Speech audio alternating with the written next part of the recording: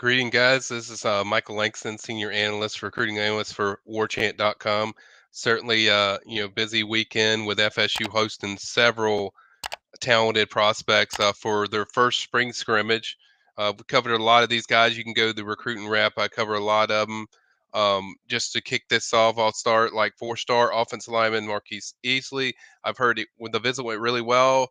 Not sure the fit's kind of there, so I'm not expecting FSU to pursue at this point.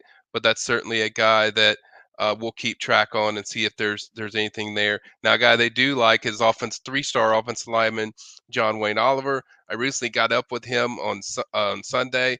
Talked really highly of FSU. He's going to officially visit FSU in the summer. I think FSU is a major player here. That's a team to watch. They have the momentum right now, I would say, in this recruitment.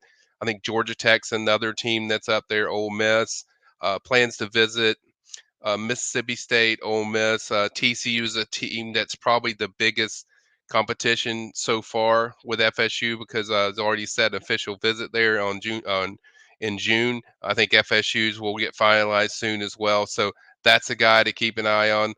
Three-star tight end Hubert Khaleesi came over to FSU. I think this one is really how hard FSU pushes. I think if FSU pushes, I think you could see him in this class. I think it's very certain that FSU is the team that's on his mind the most. It's really just about how much FSU pushes. So I think if there's a push there, I think he's a guy you could see in this class. But with guys like four-star Kylan Fox, four-star tight end committed to Georgia, Landon Thomas, both of those guys I think are the highest guys on their board. So I think there's going to be a little patience with FSU there. I think a guy that they made a big push with over the weekend was four-star defensive end Elias Rudolph. Really raved about the FSU visit, liked the scrimmage, liked how detailed it was. He liked the what he saw as far as development and the players with the his position at defensive end, and really connected with certainly Coach JP on the visit. So I think they are a major player now in that race. Also, you had defensive end Tyler Atkinson, who visited FSU again, 2026 defensive end. There's a lot of players and a lot of people involved in this, but I think FSU kind of sits in the best spot from what I've seen. Like I said, we got a full breakdown with him. We also caught up with three-star defensive tackle Jamari Fagg. So Flag, there's a video on him, breaks it down as far as what he has to say about the team, what things really jumped out to him. For those that wanted the update profile on his height and weight, that's been updated. I think he said 6'3", 285. Looks good. Seems to be very locked in with FSU. And then two, a few more guys is linebacker Monte Whedon over there out of the Maryland area.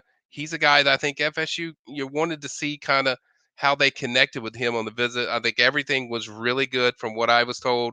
I think an official is going to happen there, and I think FSU is the team that's trending the highest based on what I've heard coming out of the visit. But I think Ole Miss is a major player there, so you can't discount them.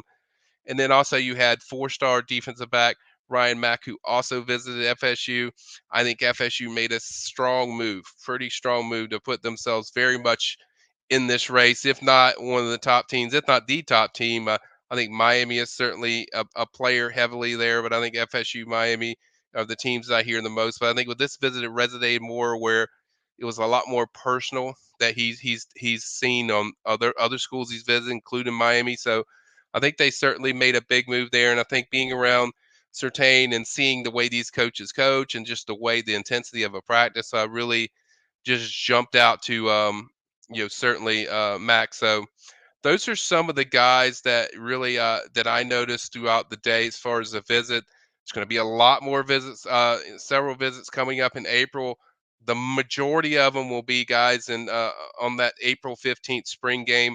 I think you'll see some top tier guys like KJ Bolden, 5-star plus on three. He's supposed to visit on April 3rd and the 4th.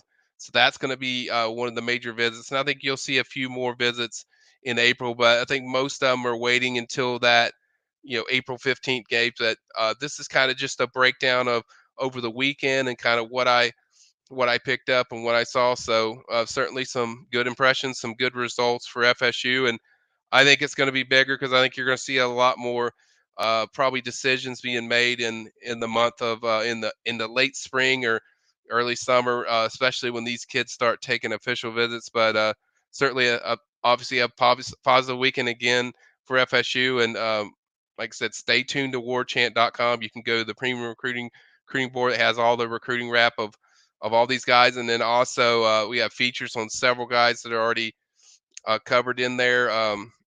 That I went over, and we'll have a feature on John Wayne Oliver coming soon. Like I said, I talked to him earlier today. Has some really positive things to say about the FSU visit, his connection with Norvell and Atkins. So a lot more coming up, and then certainly with the upcoming visits, War Channel have you covered. We'll lock that down as far as whatever you need to know about anything developing with prospects. So stay tuned to warchant.com. Once again, this is Michael Langston, recruiting analyst, senior analyst for Warchant.